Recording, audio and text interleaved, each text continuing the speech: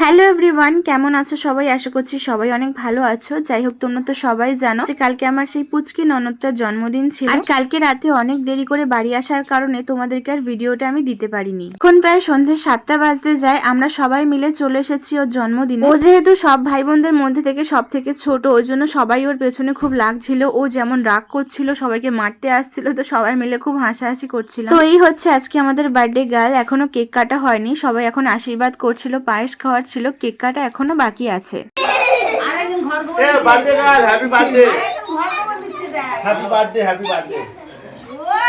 আশীর্বাদের পর্ব শেষ, তো এখন হচ্ছে কেক খোলা হচ্ছে। ওর কেকটা কিন্তু হেভি সুন্দর হয়েছে। তো অনেকক্ষণ দিয়েই ওয়েট করছিল কেক কাটার জন্য। তো ওর নামটা তোমাদেরকে বলিনি, তো ওর নাম হচ্ছে সুনন্দা।